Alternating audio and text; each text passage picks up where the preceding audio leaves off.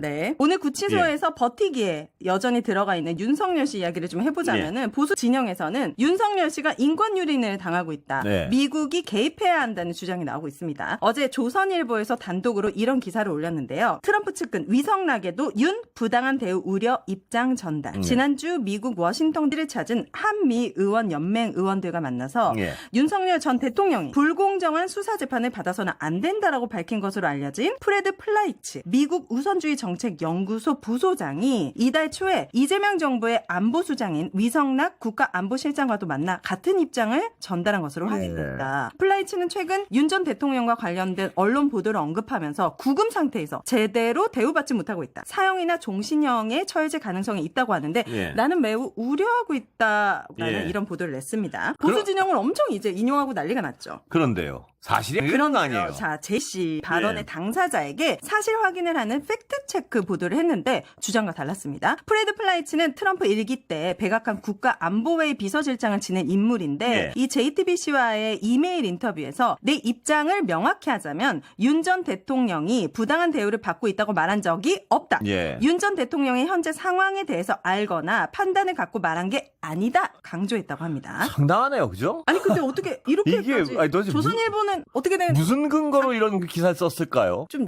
물어봐 주세요. 같은 언론인들끼리 이거 무슨 일입니까? 그리고 이제 플라이츠 부소장이 미국을 찾은 한국 국회의원들과의 만남에서 윤 전 대통령에 대한 공정한 재판을 언급한 것은 사실이지만 트럼프 행정부의 입장을 대변하지 않으며 개인적인 의견일 뿐이다라고 말하기도 했다고 합니다. 아주 그러니까 JTBC의 이 영어 인터뷰 전문을 공개하면서 전혀 사실이 아니라고 딱 못을 박았어요 보면.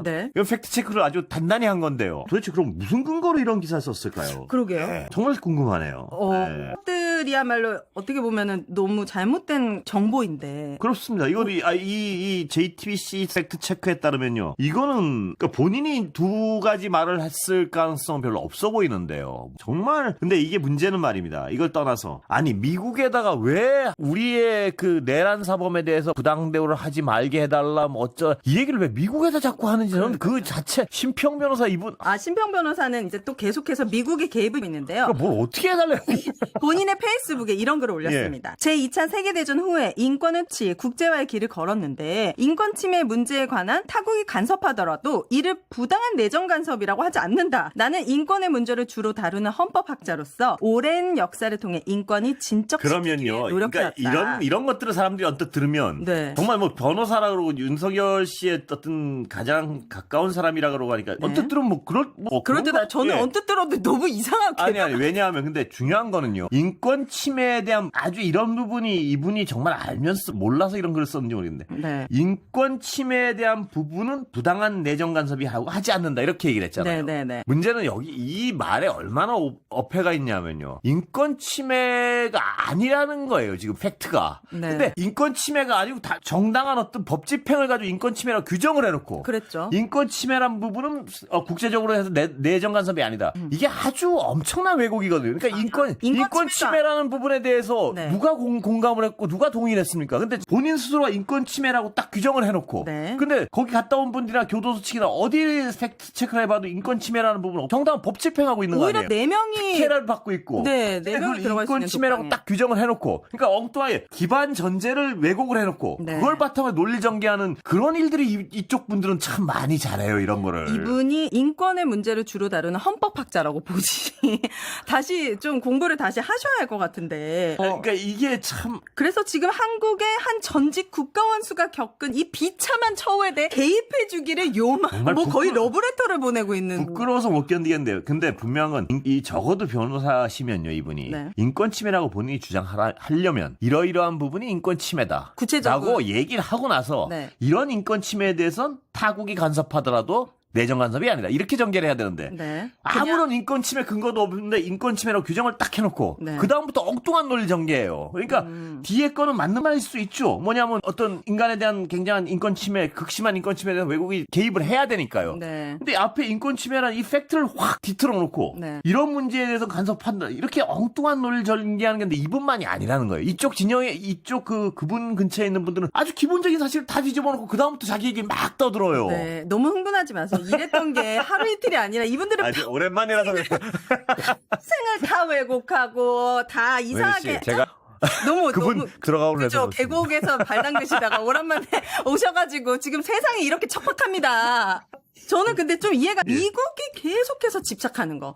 그리고 그 극우들도 항상 하는 말이 미국이 우리 도와줄 거야. 곧 출동할 거야. 트럼프가 너네를 가만두지 않을 거야. 이렇게까지 이제 바라고 있거든요. 그리고 트럼프도 약간 극우적인 성향이 있잖아요. 그러면 이게 정말로 우리가 약간 우려할 정도의 상황이 벌어질 수 있을까요? 뭐 예를 들어 트럼프가 본인의 어떤 거를 이렇게 얻어내기 위해서 있을까요? 지금 우려는요. 미국 극우 쪽하고 연결을 지으려고 자꾸 끊임없이 그렇죠. 모스탄 교수도 왔었고. 그러니까 미국 극우 트럼프 대통령을 지지하는 미국 극우 쪽에 손을 대려고 끊임없이 이제 국익이라는 건 상관없는 분들 아니에요. 그쪽에 손을 대려고 노력하고 있는데 제가 판단하기엔요. 이 트럼프 대통령이 그런 어떤 극우 세력의 지원을 이용은 하더라도 미국의 국익이란 측면에서 그걸 가지고 우리한테 직접적으로 볼 얘기 전 그런 멍청한 짓은 절대 안 할 거라고 봅니다. 그렇게 설사 하더라도 우리 정부에서 그거를 받아들일 일도 없고요. 없잖아요. 그러나 그렇게 하지 않을 겁니다. 아마. 그래서 지금 이런 얘기가 나오는 겁니다. 뭐냐면 난 그런 말 한 적 없다. 딱 상극기. 그렇죠. 그러니까 이거는 자기 내부의 극우들을 이용하려는 정치적 동기는 있겠죠. 그러나 그걸 들었다고 해서 이 정부가 공개적으로 그 극우의 주장을 가서 이쪽을 우리를 압박한다? 전 그런 일은 없을 거라고 봅니다. 당연히 없어야죠. 그렇게 멍청하진 않습니다. 내란범이고 비상계엄을 일으킨 사람인데